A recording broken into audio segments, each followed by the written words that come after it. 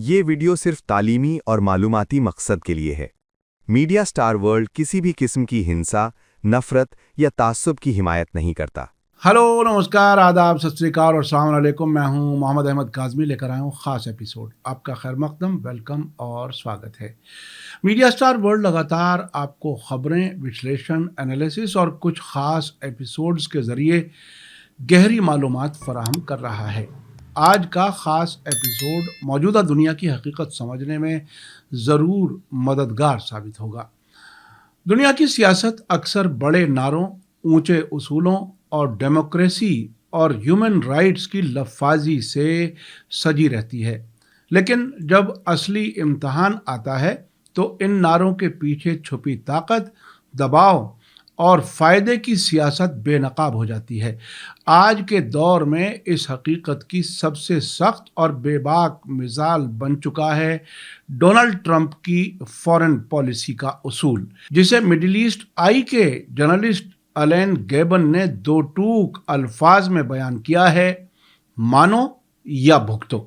یہ صرف ایک جملہ نہیں بلکہ ایک ایسی سوچ ہے جو ایران سے لے کر وینزویلا تک اور مڈل ایسٹ سے لے کر پوری دنیا تک ہر ملک کے سامنے ایک مشکل آپشن رکھ دیتی ہے: یا تو امریکی شرطیں مانو یا پھر سزا کے لیے تیار رہو۔ اگر آپ نے ابھی تک media star world YouTube channel subscribe نہیں کیا ہے تو سبسکرائب کر لیں اور گھنٹی دبانا نہ بھولیں تاکہ ہماری ہر نئی ویڈیو کا نوٹیفیکیشن آپ تک پہنچ سکے۔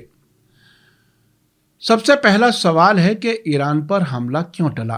مڈل ایسٹ آئی کے سینئر جرنلسٹ الین گیبن حالیہ حالات کا ذکر کرتے ہوئے کہتے ہیں کہ کھاڑی کے ملکوں ترکی اور حیرت انگیز طور پر خود اسرائیل کی زوردار ڈپلومیٹک کوششوں نے ایران میں سیدھے امریکی فوجی دخل کے خطرے کو فی الحال ٹال دیا ہے۔ یہ ایک اہم موڑ ہے کیونکہ کچھ ہفتے پہلے تک ایسا لگ رہا تھا کہ ایران کو وینزویلا سے بھی بدتر حالات کا سامنا کرنا پڑ سکتا ہے۔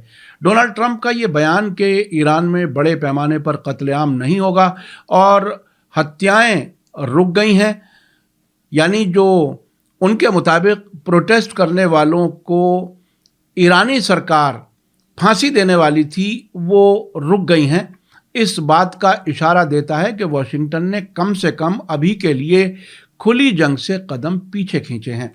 لیکن سوال یہ ہے کہ کیا یہ راحت پرماننٹ ہے یا صرف ٹیمپریری ٹھہراؤ ہے؟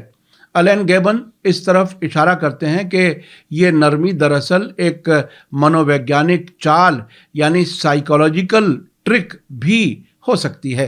ممکن ہے کہ ایرانی حکومت کو یہ بھروسہ دلانے کی کوشش ہو رہی ہو کہ خطرہ ٹل گیا ہے تاکہ وہ اپنی سیکیورٹی تیاریوں میں ڈھیل دے دے اور پھر اچانک اصلی وار کیا جائے۔ دوسرا امکان یہ بھی ہے کہ ٹرمپ کو واقعی کچھ وقت کے لیے اس راستے سے ہٹنے پر راضی کر لیا گیا ہو، لیکن انٹرنیشنل سیاست میں فی الحال اور ہمیشہ کے بیچ کا فاصلہ اکثر بہت چھوٹا ہوتا ہے۔ اب سوال ہے کہ ٹرمپ کے ایران کے خلاف حملے سے پیچھے ہٹنے کی بڑی وجہیں کیا ہیں؟ الین گیبن کئی ایسی اہم وجہیں گناتے ہیں جنہوں نے ٹرمپ کو ایران پر سیدھا حملہ کرنے سے روکا ہے۔ نمبر 1، علاقائی دوستوں کی مخالفت۔ کھاڑی ملکوں اور ترکی نے صاف طور پر ایسے کسی بڑے فوجی حملے کے خلاف اشارے دیے۔ نمبر 2، عراق کی تباہی کی تازہ یاد، یعنی امریکہ کے لیے عراق اب بھی ایک زخم ہے جو یہ یاد دلاتا ہے کہ آسان جنگ کا خواب کتنا مہنگا پڑ سکتا ہے۔ تیسری بات یہ ہے کہ تیاری کی کمی بھی ہو سکتی ہے۔ ایران جیسے بڑے سنگٹھت اور علاقائی اثر رکھنے والے ملک میں آپریشن کے لیے امریکہ اور اس کے سہیوگی یعنی اس کے دوست پوری طرح تیار نہیں دکھے۔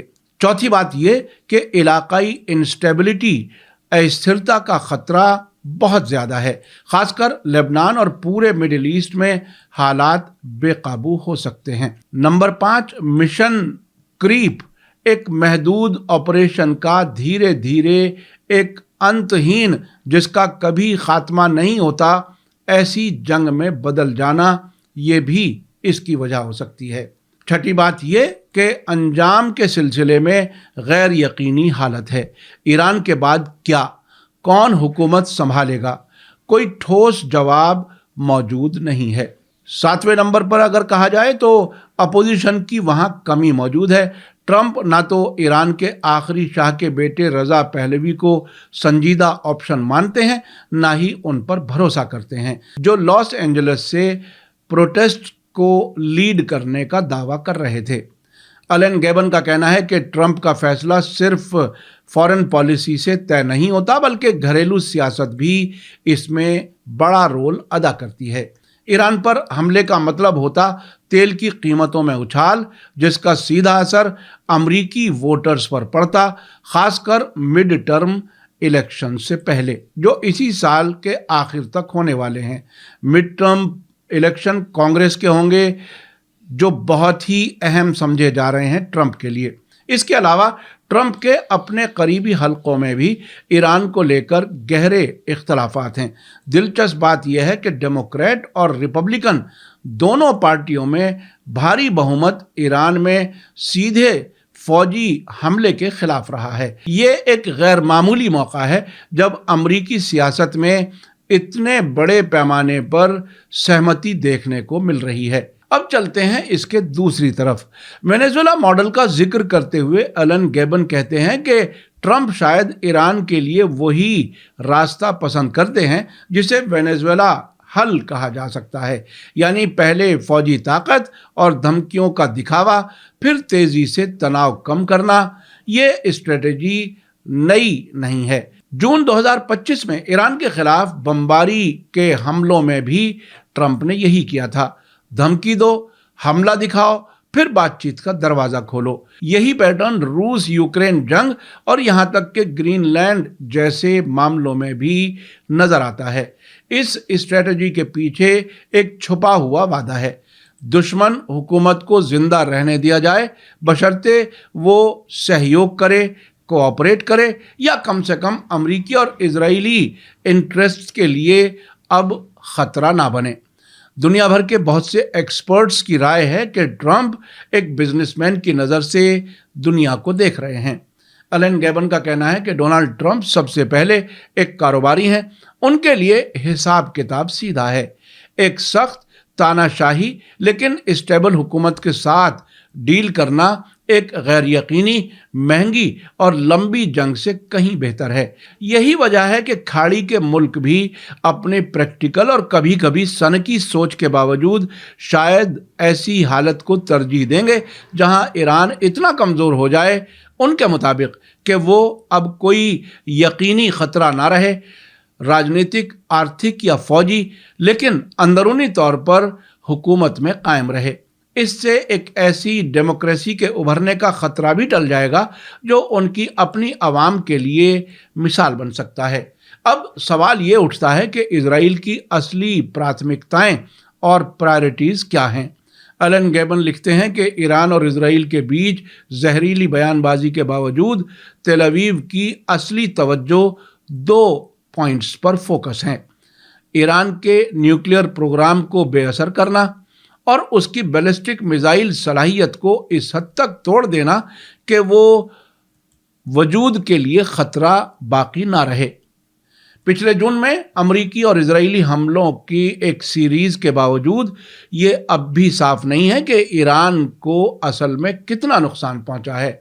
दूसरी तरफ ईरान के सपोर्ट वाले एक्सिस ऑफ रेजिस्टेंस यानी प्रतिरोध की धुरी फिलहाल कमज़ोर पड़ती दिख रही है, या कम से कम आइंदा मुस्तकबिल, नज़दीक मुस्तकबिल के लिए निकम्मी हो चुकी है। ये भी वेस्टर्न मीडिया का ही एक ख्याल हो सकता है, ज़मीनी हालत ऐसी नहीं है। ये बात मैं कई सतहों पर अपने रिसर्च की बुनियाद पर कह रहा हूँ। एलन गैबन का लेख एक और मुमकिना सिनेरियो की तरफ भी इशारा करता है। खुफिया इजरायली और अमरीकी हमलों का सिलसिला, जिसमें शामिल हो सकते हैं साइबर हमले, तोड़ फोड़, टारगेट किलिंग और ईरान के अंदर तख्ता पलट को हवा देने की कोशिशें। मकसद साफ है, मौजूदा ईरानी हुक्मरान जमात को हटाना और इलाके में इजरायली अमरीकी दबदबे के रास्ते की आखिरी बड़ी रुकावट को ख़त्म करना। इस सब के बाद अब ये समझना बहुत ज़रूरी है कि ट्रंप की नेशनल सिक्योरिटी स्ट्रेटजी क्या है। एलन गैबन के मुताबिक ये सारी सोच ट्रंप की नवंबर 2025 की नेशनल सिक्योरिटी स्ट्रेटजी में खुलकर सामने आती है। तकरीबन 30 पन्नों का यह दस्तावेज एक जीतने वाले और हेजेमोनिक और साम्राज्यवादी यानी इंपीरियलिस्ट एक तरह का ये घोषणा पत्र लगता है, ऐलानिया लगता है।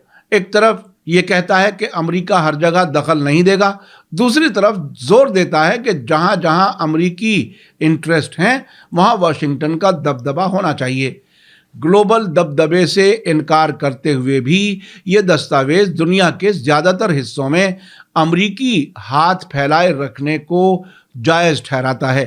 ये भी कहता है कि अमेरिका को बेकार गैर मुल्की झगड़ों से बचना चाहिए, लेकिन नेशनल इंटरेस्ट की परिभाषा, उसकी डेफिनेशन को इस तरह से गढ़ता है कि ज़रूरत पड़ने पर किसी भी दखल को जायज़ ठहराया जा सकता है। इस स्ट्रेटजी में डेमोक्रेसी और ह्यूमन राइट्स, इंसानी हकूक़ की बात ज़्यादातर दिखावा है।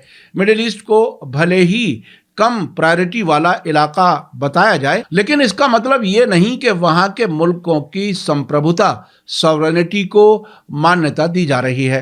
असल हकीकत यह है कि इस वर्ल्ड ऑर्डर यानी विश्व व्यवस्था में हर सरकार और हर कौम अमरीकी इंटरेस्ट के तहत आ चुकी है। कहीं भी पूरी ठोस संप्रभुता, सॉवरेनिटी, आज़ादी और अपने फैसले लेने की गुंजाइश नहीं बचती है। इसका नतीजा यह है कि ट्रंप की मंशा है कि मानो या भुगतो। मैं आपको आखिर में बताऊं कि एलन गैबन का तज्जिया हमें एक कड़वी सच्चाई से रूबरू कराता है। ट्रंप का डॉनरो डॉक्ट्रिन दो टूक है, मानो या भुगतो। वेनेजुएला और ईरान इसकी ताज़ा मिसालें हैं और कल कौन होगा ये अभी तय नहीं है।